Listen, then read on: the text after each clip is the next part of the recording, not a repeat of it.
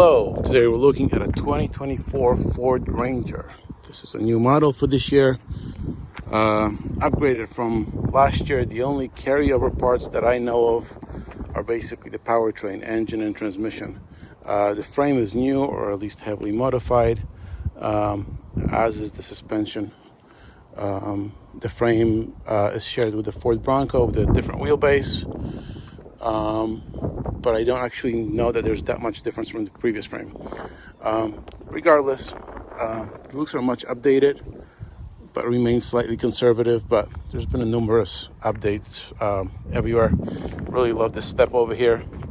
This is the FX4 model, which has off-road package, so it's like different shocks and some skid plates and a locking rear differential. It also has a chrome package, which is why it's got chrome all over the place. Not a big fan of those chrome wheels. Sort of throwback to 1980s when people would put chrome on various parts. Although the mirrors don't have chrome caps on it. I think they missed that. It's an XLT model, so it's a mid-pack. The XL is the bottom model. The Lariat is the one on top. And of course we got the Raptor as a top model. Under the hood is a 2.3 liter 4-cylinder turbo with 270 horsepower. A 2.7 liter V6 with 320 horsepower is available. All are going through a 10-speed automatic transmission and 2- and 4-wheel drive model. This is a 4-wheel drive model with a 2-speed transfer case. This bed is coated with Line-X or whatever the bed liner coating is. We got a cigarette lighter in the trunk and 120 volt outlet. Those are always handy. 6 tie down points. I don't know what the hell that is. I'm a big fan of tie down points, and there's never enough of them. The tailgate is purely manual, but it is very easy to close with one hand. Like on the F-150, you can put a, what the hell is it called? Not a vice grip, but something to hold down the whatever you're working in, so the tailgate can become sort of like a bench. They put the same ruler over here, but it's not a flat surface. Trailer hitch, I'm gonna have to put in the comment how much you can tell. I don't know off the top of my head, but the 2-inch hitch sticks out, which is really nice to for coupling. Well, this is a receiver. You'll put a hitch into it. You know what I mean. Trailer connections are right here, very accessible. There is no light that shines on here. I know the F-150 has it. So speaking of F-150, the F-150, the Ford really does their homework on, and I was kind of hoping that a lot of it would trickle down to this model, but I'll tell you why not all of it has. Interior is nice. This one has cloth seats. The back seat is enough for, passengers. I mean, occasional passengers. It's not, the F-150 back seat is ridiculous, but this is very much a compact sedan-like seat. It does lift up. And there's some storage under here. Great, my bag is in the way. And the back also flips down, which I can't do right now because this seat is up because my bag is in the way. You know what I mean? There is some storage behind over there, but it's not a lot. Sorry about my bag being in the way. Because it's an XLT, it's got a conventional key to it. So going inside, you have a conventional ignition system.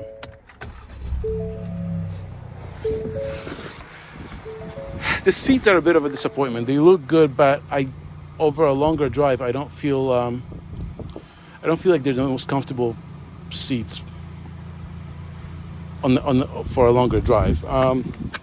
Plenty of pockets and spaces inside. Auto windows up and down only in the front. The gauge cluster is configurable, but Fords and Lincolns have something called a comm screen, where it basically just displays speedometer and the tach and the fuel level, just the basic necessities. This model is the first one I see that doesn't have this comb screen, so the screen is always preoccupied with stressful things like gas mileage or tire pressure. I just don't need to know what my tire pressure constantly is, or I don't want to know that I'm getting 15 miles to a gallon. Like, leave me alone. This is not something I care about too much. I want to ignore it.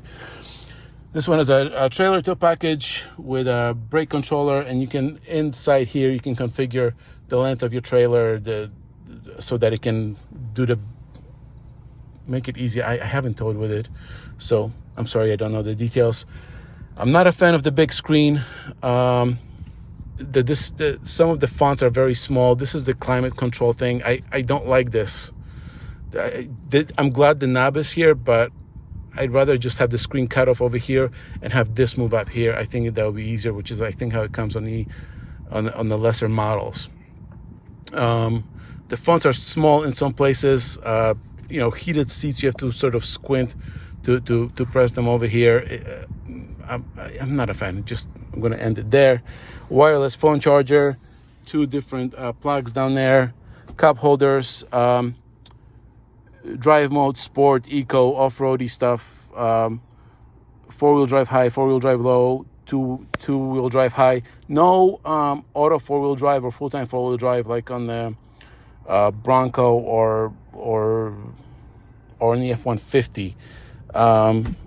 No pickups offer it. Toyota doesn't do it either. I don't know why. They have it on various models, but they never put all-wheel drive on their pickup trucks. The interior is a bit dark. There's some mood lighting and little dome lights over here. It's got a power window in the back. Nothing revolutionary, nothing crazy. Ford kept it conservative.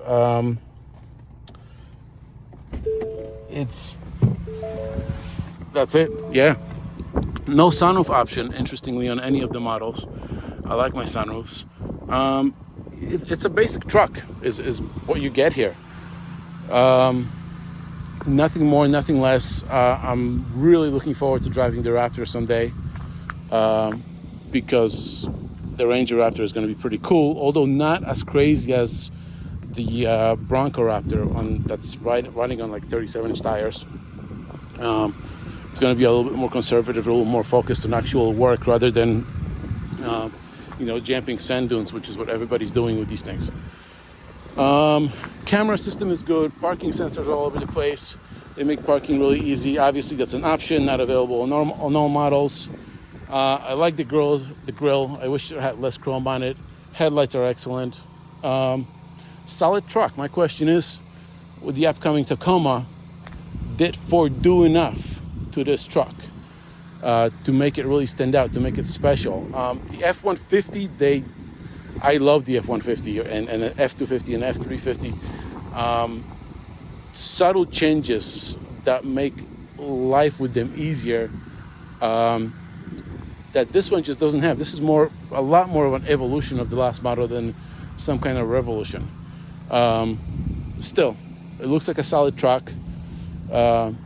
It's an improvement on the other one, which was aging, but I think they did just enough, but didn't push themselves to really make it stand out. No fancy tailgates. There's no fancy convertible seats, no fancy armrests inside. It's just a truck. That's a good thing. A lot of people just want a basic truck, but this is a competitive market, and more than 3 trim levels. I think Toyota has like 7 or 8 that they announced, something for everyone. And the F-150 has a dozen. So there is more, there could be more that they could do to really make it stand out, to make it better. What they do have here is a really good basic truck. Nothing more, nothing less. And a lot of people love it just in this trim. I think this is about $45,000 as it stands here. So the price it's high, but it's pretty good for what it is. One thing about the 2.3, I have the 2.3 in my car. It sounds poopy. I think it's loud at startup. It's almost obnoxious. And this one is no different. It sounds like a clapped out old engine, even though it's new. I think they made it this way so that it can, take punishment and last long, but it sounds just not great. And I have the same problem with my Bronco. I thought it was gonna, I accelerated really hard one time, and I swear I expected the connecting rod to go out through the block, because that's the kind of engine noise it made. Regardless, new Ford Ranger, really good. It's not disappointing. I was just hoping for more. I was hoping for better. Yeah, that's it. Bye.